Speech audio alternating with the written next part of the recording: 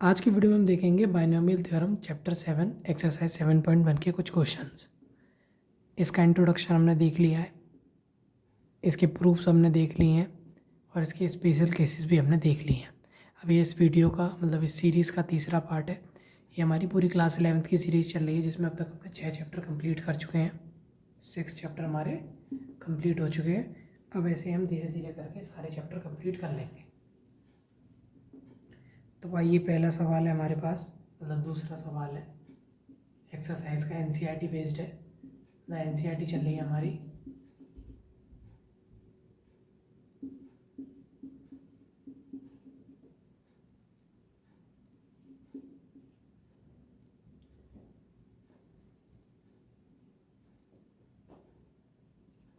Binomial theorem की मदद से इसे एक्सपेंड करना है। तो ये हो गया ए, ये हो गया बी, तो हमारे पास क्या बन गया है, ए माइनस बी की पावर 5।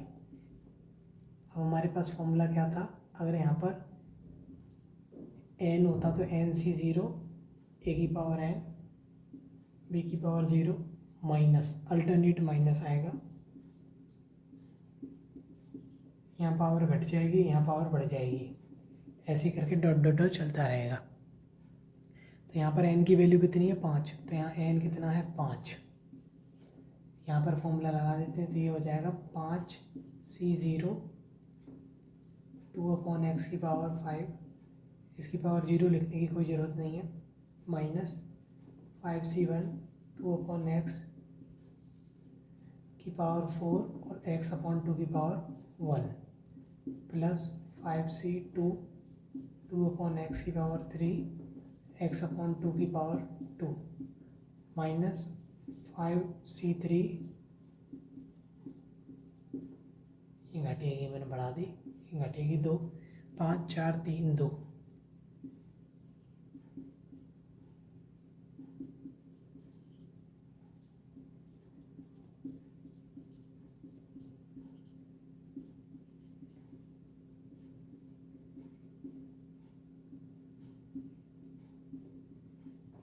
ये हो गया हमारा सॉल्व।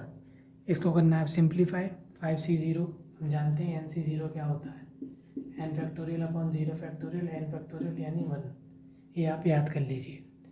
nc0 भी 1 होता है, ncn भी, मतलब ncn भी क्या होगा, 1 होगा। ठीक, इन दोनों की वैल्यू कितनी होती है, 1। ये 1 हो गया। 2 की पावर 5 पर डायरेक्ट लिख देता हूँ,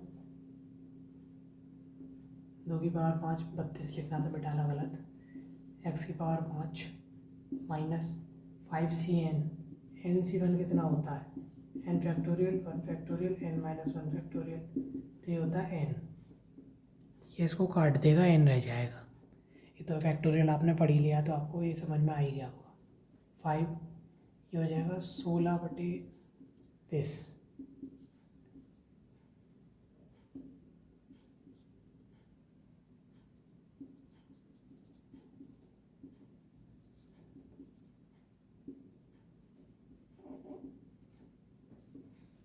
इसको भी जो इसकी वैल्यू होगी वही इसकी वैल्यू होगी, क्योंकि इन दोनों का जोड़कर 5 आ रहा है। ये भी आप फॉर्मूला पढ़ चुके हो, काफ़ी कुछ पढ़ लिया वैसे आपने।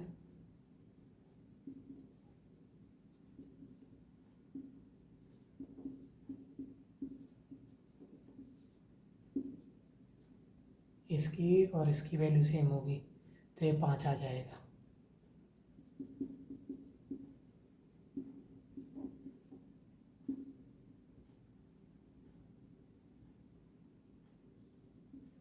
ये भी 1, ये हो जाएगा 32। अब इसको सिंप्लीफाई करके एक तरीके से मैं अलग से लिख देता हूँ यहाँ पर, इस सबको मिटाल कर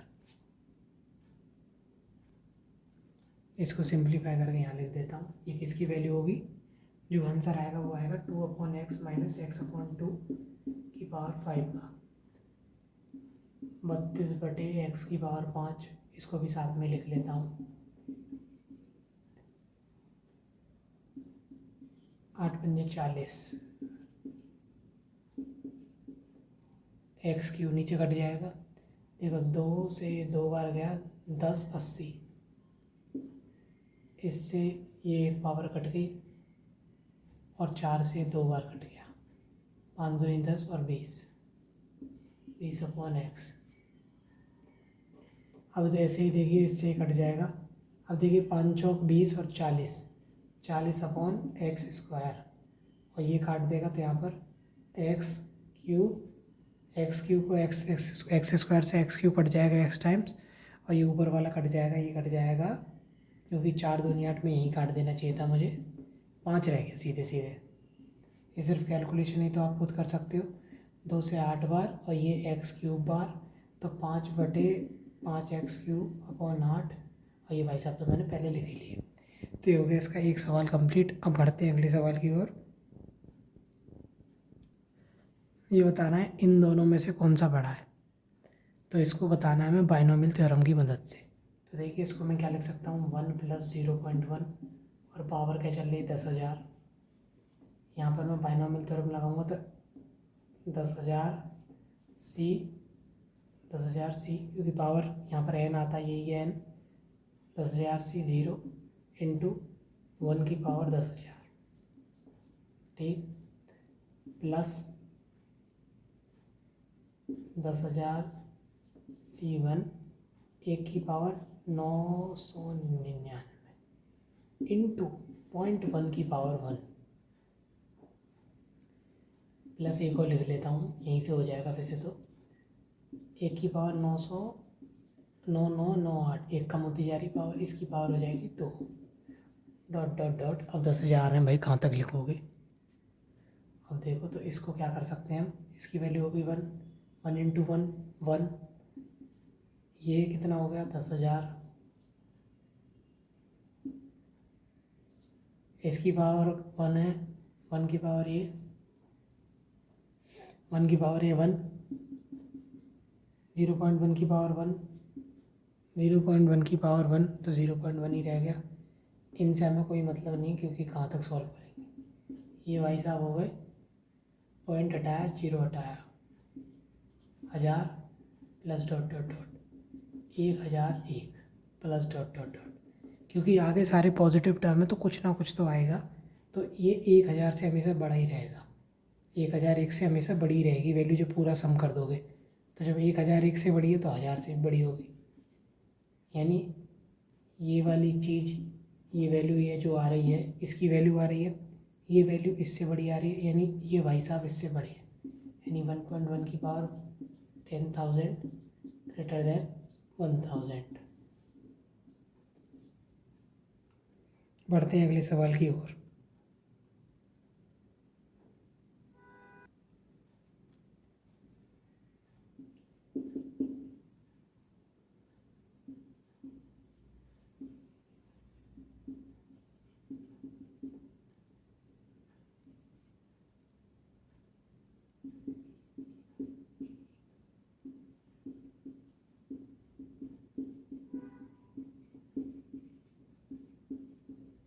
हमें ये प्रूव करना है बाइनोमियल थ्योरम की मदद से कि ये चीज़ 64 से डिविजिबल है।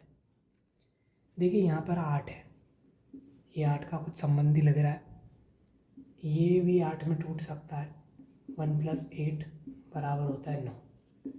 तो मैं अगर इसको लेके चलूँ 1 + 8 की पावर n+1, ये होगा 9 की पावर n+1 के। अब मैं इसमें बाइनोमियल थ्योरम लगाऊँ तो क्या आएगा, देखिए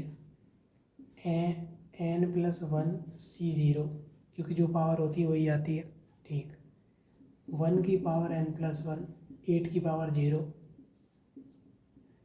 प्लस n+1 C1, 1 की पावर n, 8 की पावर 1, ठीक, n+1 C2, 1 की पावर n-1, 8 की पावर 2, प्लस फिर dot dot dot dot dot, चलो एक और लिख देता हूँ, n+1 C3, 1 की पावर n-2, 8 की पावर 3, ठीक। देखिए ये भाई साहब क्या हो गए, 1 × 1 × 1 तो 1, ऐसे ये n+1 × 1 × 8, ठीक। इन भाई साहब में से मैंने 64 कॉमन ले लिया, यहाँ क्या बचा, इसकी पावर तो 1, ये 1 ही आ जाएगा, 1 लिखने की जरूरत नहीं, प्लस यहाँ से 8,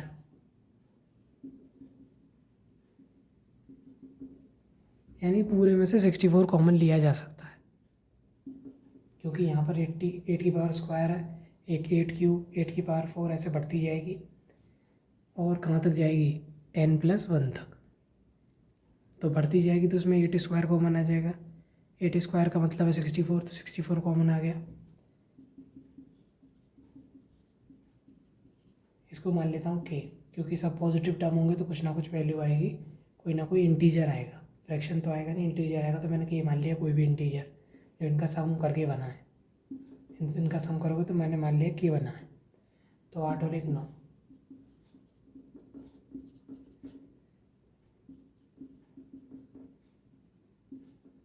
इन सबको इधर ले जाता हूँ, ये आ रहा है 64 k के बराबर, यानी ये 64 का मल्टीपल है। अगर ये 64 का मल्टीपल है, क्योंकि ये 64 के बराबर आ रहा है, तो ये 64 का मल्टीपल होगा। अगर ये 64 का मल्टीपल है तो ये 64 से डिविजिबल होगा, तो प्रूव्ड हो गया, हेंस प्रूव्ड।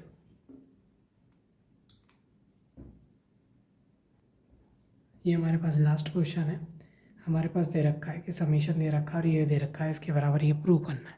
बहुत सिंपल, इसको खोलते हैं, एक्सपेंड करते हैं, तो जब 0 डालोगे तो 3 की पावर 0 NC 0 प्लस 1 डालोगे 3 की पावर 1 NC 1, 3 की power 2 NC 2 dot dot dot 3 की पावर n NC n बराबर, इसको ऐसे लिख सकता हूँ मैं, NC 0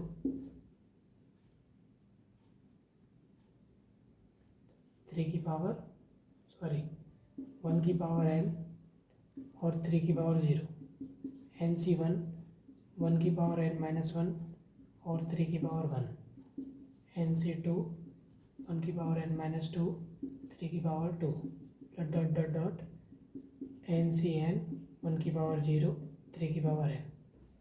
मैंने इसमें 1 लगा दिया, 1 लगाने से कोई दिक्कत नहीं है, 1 का मल्टीप्लाई करोगे तो वही चीज़ आ जाएगी लौट के, a इंटू